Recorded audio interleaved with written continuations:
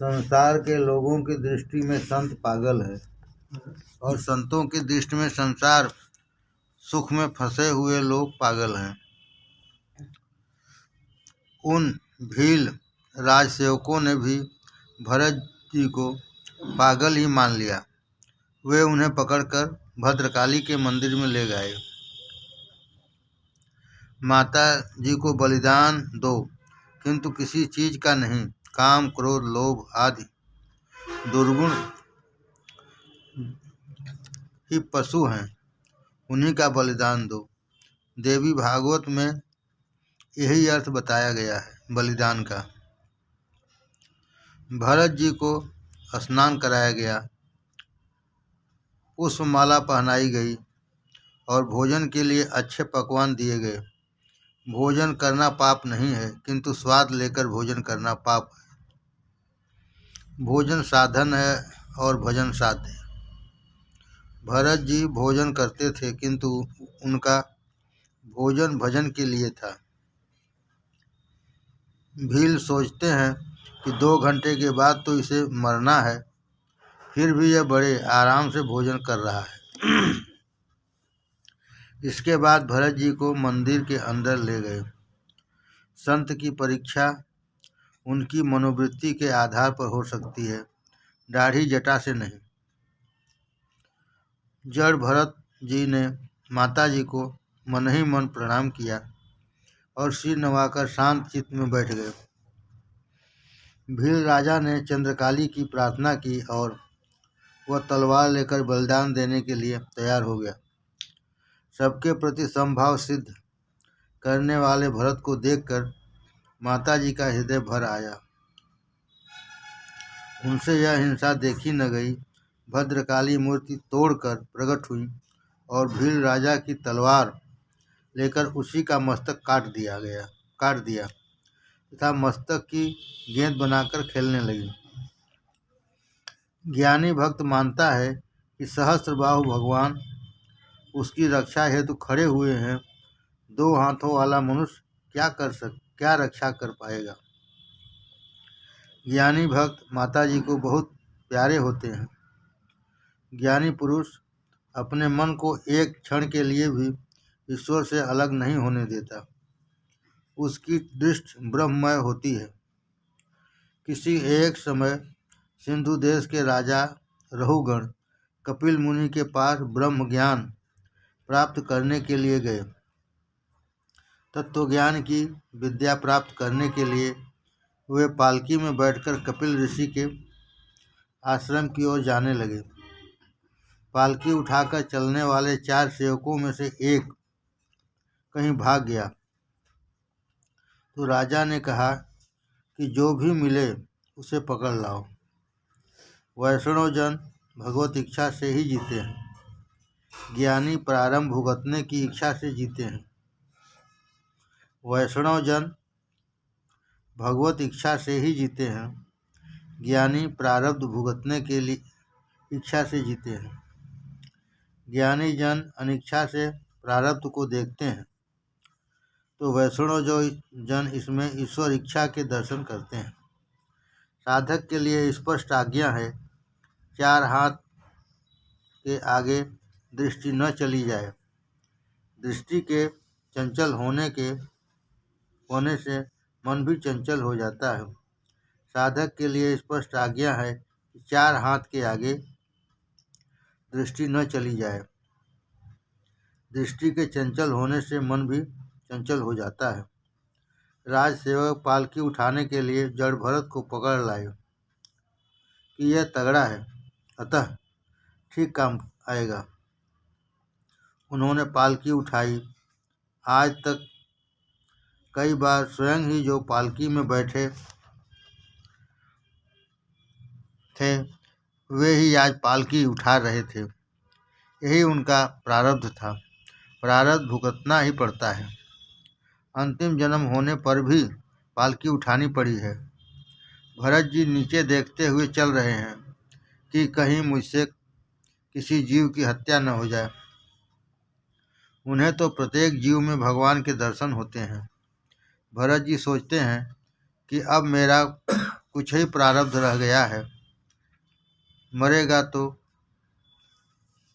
तेरा शरीर ही। मैं तो नारायण की से मिल जाऊंगा। तुझे सावधान रहना है। असावधान रहने से ही काम, क्रोध, लोभ आदि सिर पर सवार हो जाते हैं।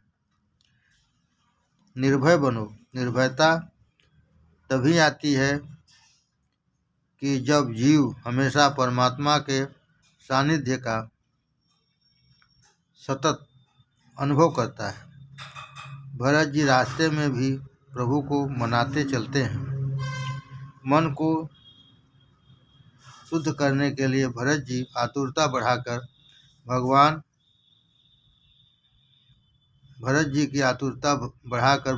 अदृश्य हो गए। मन को शुद्ध करने के लिए भरत जी की आतुरता बढ़ाकर भगवान अदृश्य हो गए।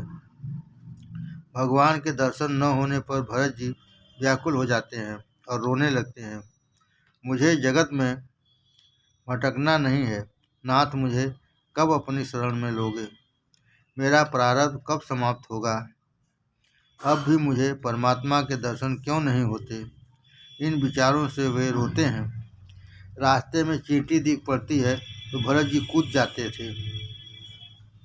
ऐसा करने से पालकी के ऊपरी हिस्से से राजा का सिर टकरा जाता था। राजा ने सेवकों से कहा कि अच्छी तरह से चलो, मुझे असुविधा हो रही है। उन पुराने 3 सेवकों ने कहा, हम तो ठीक तरह से चलते हैं, किंतु यह नया सेवक ठीक ढंग से नहीं चलता है। कभी रुकता है, कभी दौड़ता है, कभी कूदता है, कभी हंसता है, कभी रोता है। यह पागल सा ही है, यही सताता है। राजा ने जड़ भरत से व्यंग में कहा, तू तो बिल्कुल दुबला पतला है। तेरे अंग भी कितने दुर्बल हैं, अतः तू ठीक तरह से कैसे चल सकता है? राहुगण ने सोचा कि अब मैं भरत जी पर दृष्टि रखूंगा। भरत जी सोचते हैं कि रास्ते में कोई जीव कुचल जाएगा तो पाप होगा। भरत जी चींटी में भी कन्हैया को देखते हैं। कृष्ण किसी एक ही घेरे में नहीं रहते। सभी में कृष्ण का दर्शन करे वही वैष्णव है। जड़ भरत ने राजा के कहने पर ध्यान न दिया। चींटी को देखकर भरत जी ने छलांग लगाई तो राजा का सिर पालकी के ऊपर दंड से फिर टकरा गया। राजा यह सहन न कर सका। वे क्रोधित होकर जड़ भरत का अपमान करने लगे। अरे, तू तो जीते जी मरा हुआ है, तुझे भान नहीं है। अच्छी तरह से चल। भस्म में छिपी हुई अग्नि जिस प्रकार दिखाई नहीं देती, उसी प्रकार ब्रह्म के चिंतन में लोग ज्ञानी पहचाने नहीं जा सकते। भस्म में छिपी हुई अग्नि जिस प्रकार दिखाई नहीं देती, उसी प्रकार ब्रह्म के चिंतन में लीन ज्ञानी पहचाने नहीं जा सकते। एक बार फिर राजा का सिर टकरा गया तो वह क्रोधित हो गया। उसने कहा, मैं रहुगण राजा हूँ, तुझे दंड दूंगा। राजा ने न तो एक भी पैसा लिया है और न ही उसका कुछ खाया है, फिर भी वह भरत को मारने को तैयार हो गया। उन्हें मारने का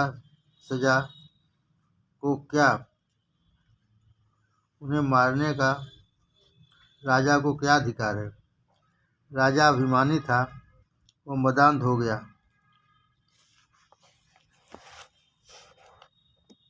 कुछ भी बोलने की भरत जी की इच्छा न थी।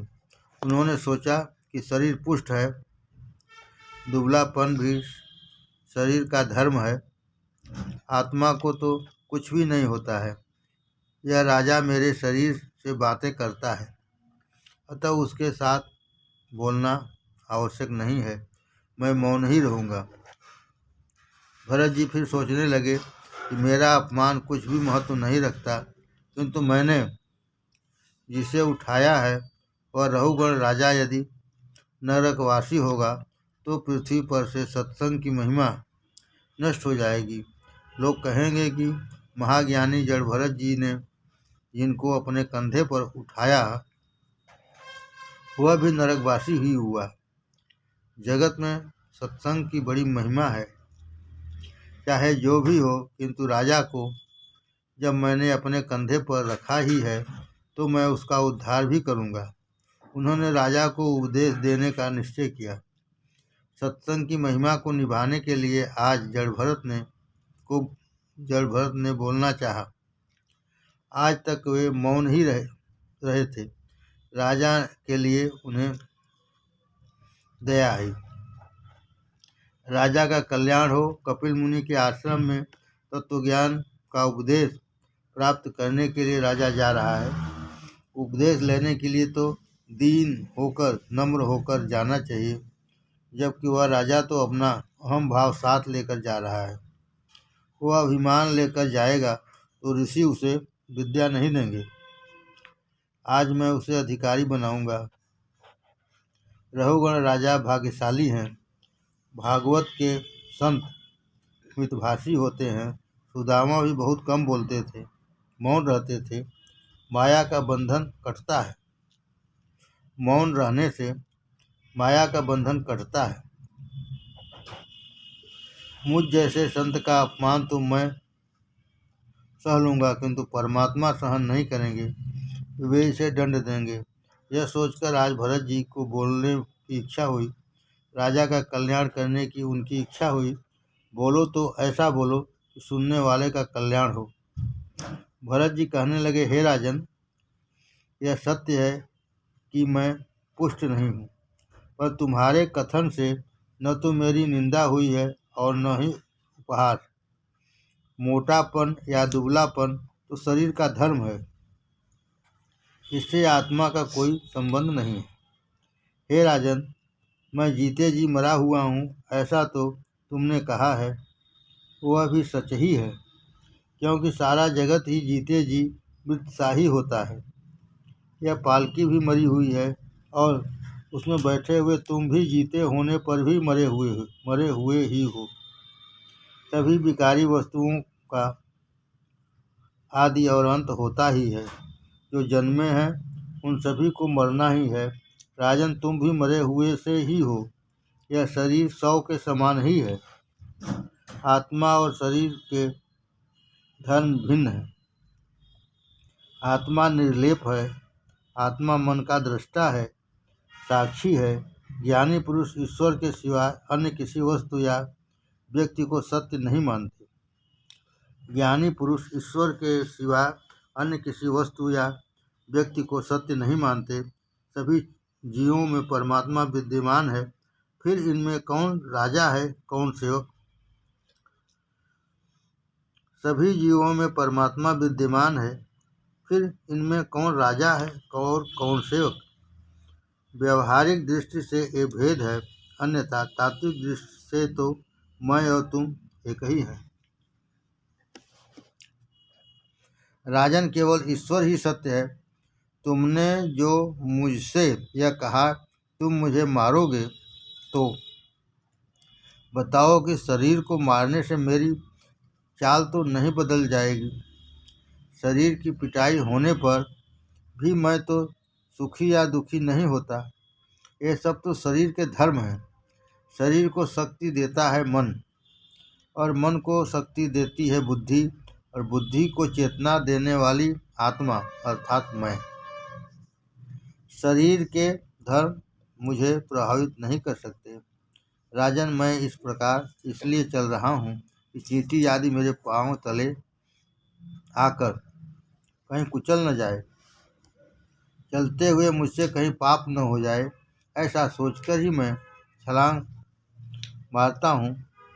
मेरे श्री कृष्ण सभी जगह विराजमान हैं। इन चींटियों में भी परमात्मा है। मैं चींटियों तथा अन्य जीव जंतुओं का ख्याल करता हुआ चलता हूँ कि कहीं ये कुचल न जाएं। चींटी में भी ईश्वर है, ऐसा मानकर मैं अपने कृष्ण का चिंतन करता हुआ चलता हूँ।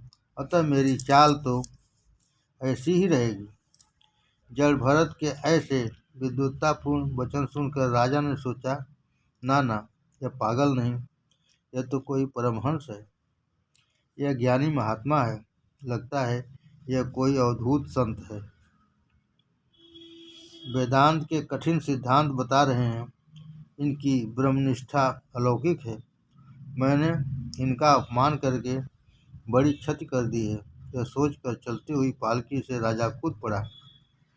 जो मारने के लिए तैयार हो गया था वही राजा अब बंधन कर रहा था। भरत जी तो निर्विकारी हैं। राहुगण द्वारा अपमान होने पर और सम्मान होने पर भी, अर्थात दोनों ही अवस्थाओं में वे समस्थिति थे, न क्रोध न दुख न सुख। संत की परीक्षा उसकी मनोवृत्ति से होती है, वस्त्रों से नहीं। सम्मान या अपमान होने पर भी वही समता। मान अपमान में संत की वृत्ति सम ही रहती है। वेश द्वारा संत होना सरल है, हृदय से संत होना बड़ा कठिन है। राहुगण ने क्षमा याचना की। वह बोला कि आपके अपमान करने वाले का कल्याण कभी नहीं होगा। राजा राहुगण ने पूछा, यह सांसारिक व्यवहार तो सत्य है, इसे हम मिथ्या कैसे कहें? यदि वस्तु सत्य हो तो उससे कोई भी क्रिया नहीं हो सकेगी। जिस प्रकार की मिथ्या घट से जल जाना शक्य नहीं है, जिस प्रकार की मिथ्या घट से जल जाना शक्य नहीं है। आगे राजा ने पूछा, आपने कहा कि शरीर को जो दुख होता है वह आत्मा को नहीं होता, परंतु मैं तो मानता हूँ कि शरीर को कष्ट होने पर आत्मा को भी कष्ट होता है। इसका कारण यह है कि हम इस शरीर का संबंध इंद्रियों के साथ है, इंद्रियों का संबंध मन के साथ है, मन का संबंध बुद्धि के साथ है और बुद्धि का संबंध आत्मा के साथ है। अतः जो दुख शरीर को होता है वह आत्मा को भी होगा ही। चूल्हे पर बर्तन हो, बर्तन में दूध हो और दूध में चावल हो, तो चूल्हे की अग्नि से पारस्परिक संबंध के कारण दूध में पड़े हुए चावल पक जाते हैं। तो शरीर को होने वाला दुख आत्मा को भी होना ही चाहिए। जल भरत जी ने कहा, राजन, यह मिथ्या है। आत्मा निर्लेप है। अग्नि पर रखे गए बर्तन के दूध में पड़े हुए चावल तो पकते हैं, किंतु दूध में यदि पत्थर डाले जाएं तो वे नहीं पकेंगे, क्योंकि वे निर्लेप हैं। आत्मा तो सर्वश्रेष्ठ और निर्लेप है।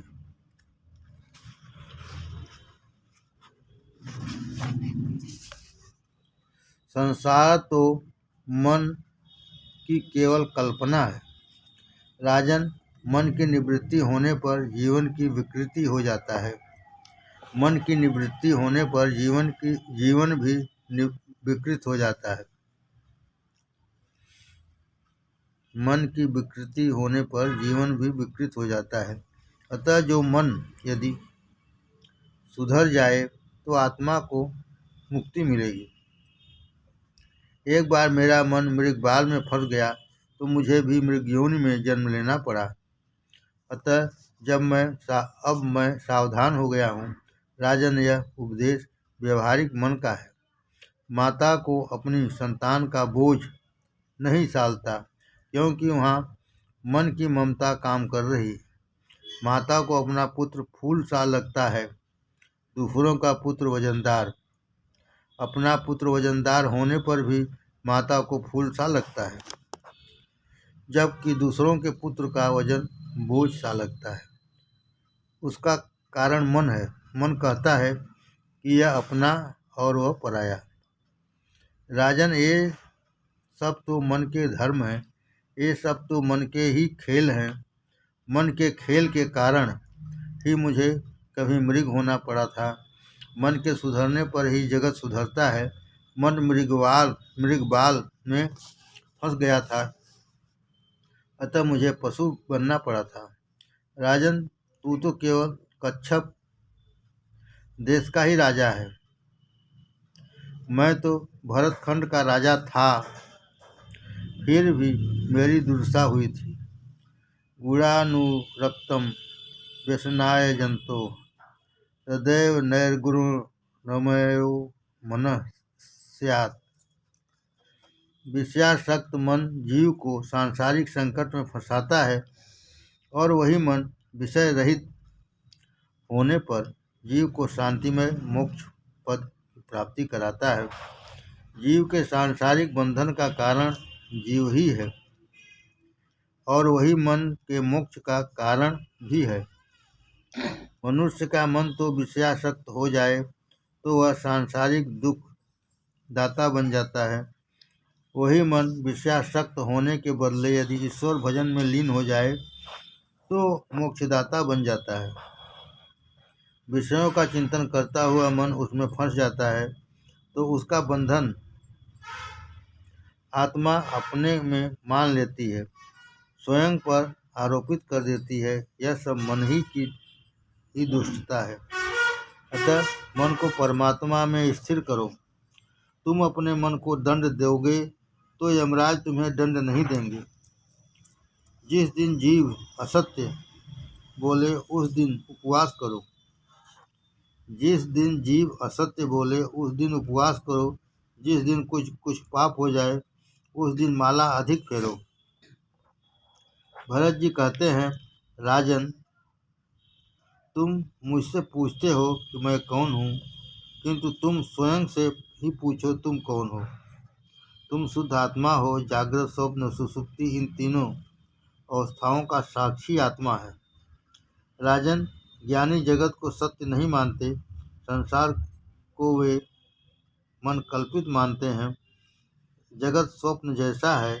जिस प्रकार स्वप्न मिथ्या होने पर भी मनुष्य को रुलाता है, जिस प्रकार स्वप्न मिथ्या होने पर भी मनुष्य को रुलाता है, उसी प्रकार यह मिथ्या जगत भी मनुष्य को, जीव को रुलाता है।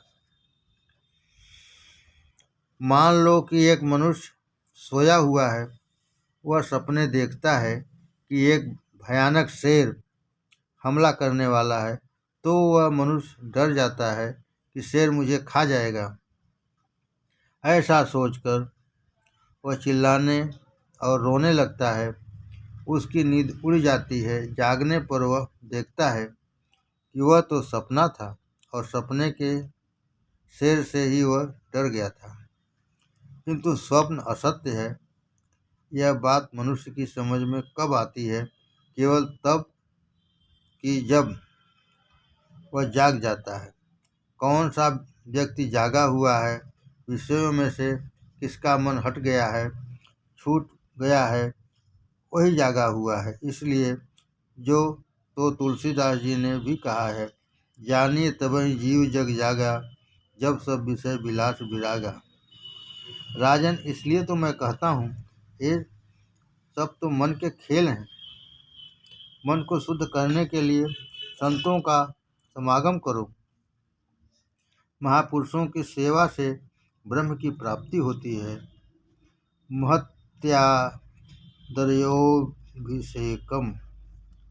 राजन, सत्संग के बिना ज्ञान प्राप्त नहीं होता। अपने स्वरूप का परिपूर्ण ज्ञान ही एक सत्य वस्तु है। एक ब्रह्म ही सत्य है। ब्रह्म सत्य स्वरूप है।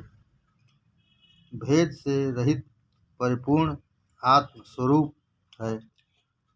पंडित उसका भगवान वासुदेव, कृष्ण आदि नामों से वर्णन करते हैं, अन्यथा जगत तो मिथ्या है। भरत जी ने प्रथम राजर्षि को दिव्य तत्वज्ञान का उपदेश दिया और फिर भवाटवी का वर्णन किया। आत्मा का विवेक रूपी धन एक एक इंद्री लूट लेती है। आत्मा का विवेक रूपी धन एक एक इंद्री लूट लेती है। कोई संत मिलने पर संसार रूपी वन में से बाहर निकालते हैं। संसार में अकेले कभी मत घूमो। किसी संत का, सद्गुरु का आसरा लोगे तो संसार वन से बाहर निकल सकोगे। माया के कारण जीव सुख की आशा में इस संसार रूपी वन में भटकता है, किंतु उसे सच्चा सुख नहीं मिल पाता। जिस जीव का नेता बुद्धि असावधान और अपात्र है, जिस जीव का नेता बुद्धि असावधान और अपात्र है, उसे 6 लुटेरे इंद्रियां लूट लेते हैं, उसका धर्म रूपी धन लूट जाता है। बड़ी सी टोली में से भी प्रमादी भेड़ को जिस प्रकार भेड़िया खींच ले आता है, उसी प्रकार जीव संघ के प्रमादी मनुष्य को श्रृंगालादि यानी स्त्री संतान खींच ले आते हैं।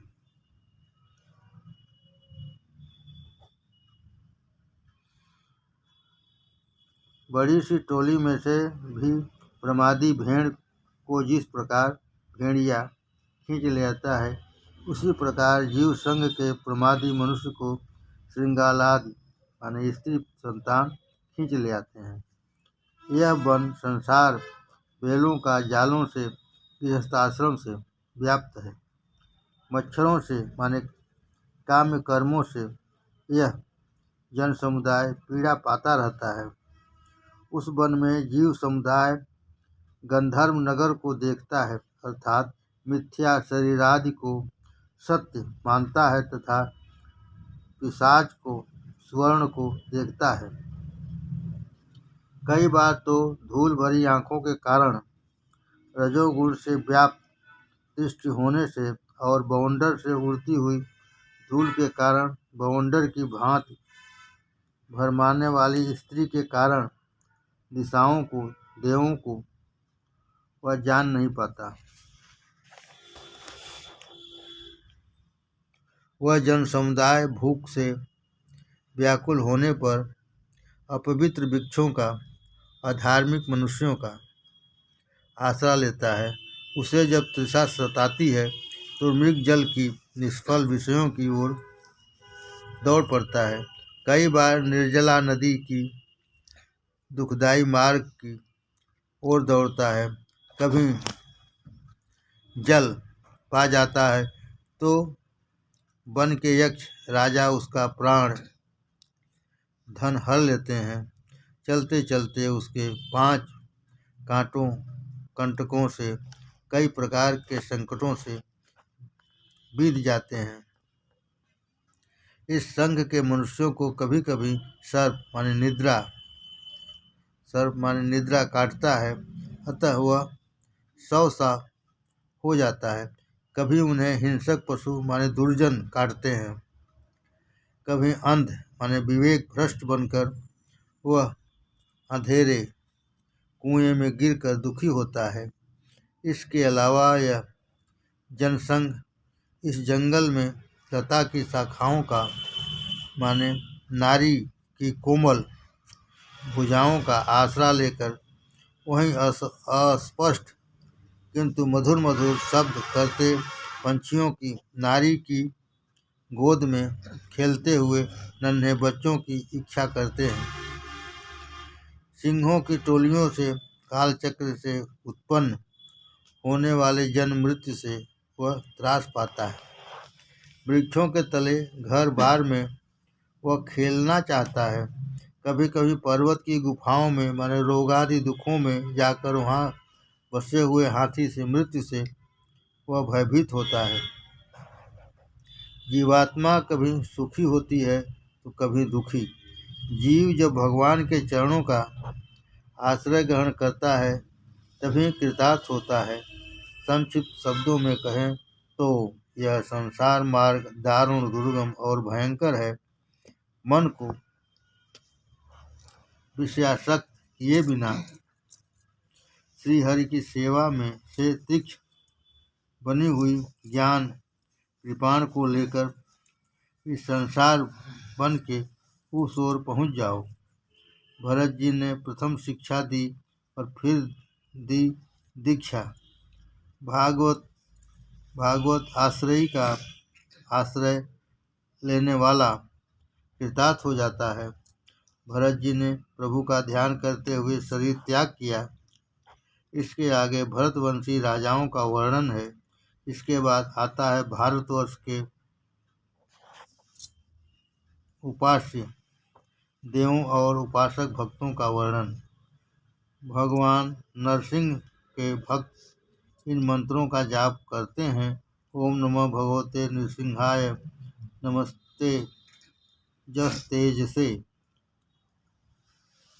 अविराविर्भव वज्रनख वज्रदंष्ट्र कर्माशनयान, रंधय रंधय तमो ग्रस ग्रस ओम स्वाहा, अभयम भय मात्मानि भूयिष्ठाः ओम क्षोमः। मैं ओंकार स्वरूप भगवान श्री नरसिंह देव को नमस्कार करता हूँ। हे देव, आप अग्नि आदि तेजों के भी तेज हैं, आपको नमस्कार है। हे वज्रनख, वज्र की दाढ़ वाले, आप हमारे समक्ष प्रकट हों।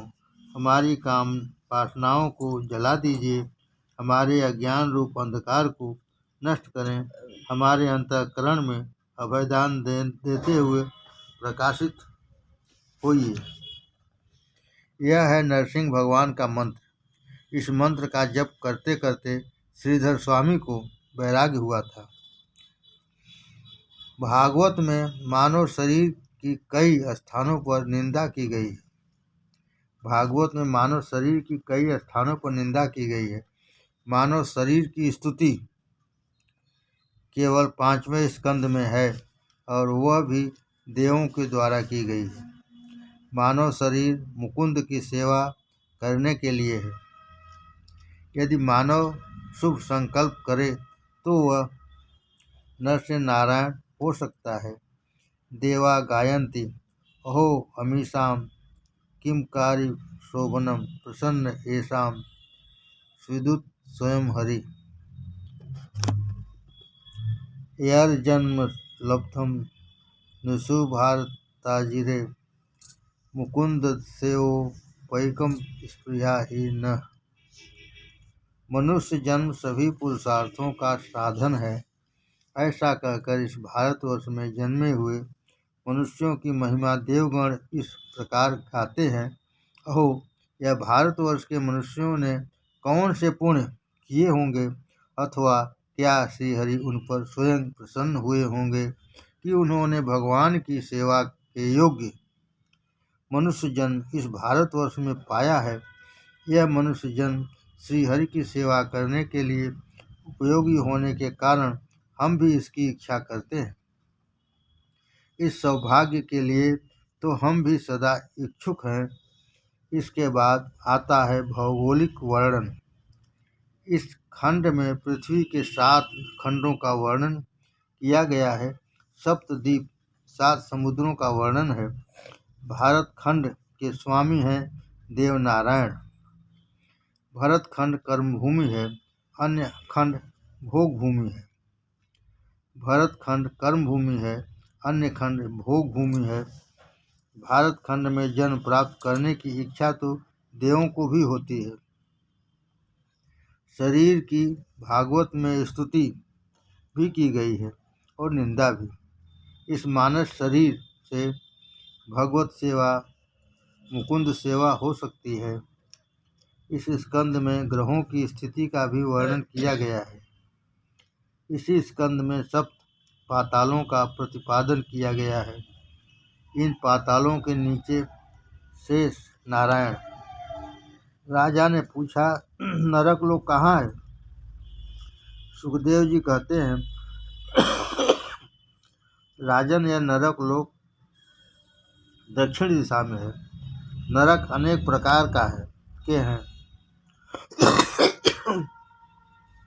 चोर तमिस नामक नरक में जाता है और व्यभिचारी अंधतामिश्र नामक नरक में। जितने पाप हैं उतने ही नरक हैं। कौन से पाप के कारण कौन से नरक में जाना पड़ता है, उसका क्रमबद्ध वर्णन इसी स्कंद में किया गया है। इस प्रकार हजारों नरक और यमलोक हैं।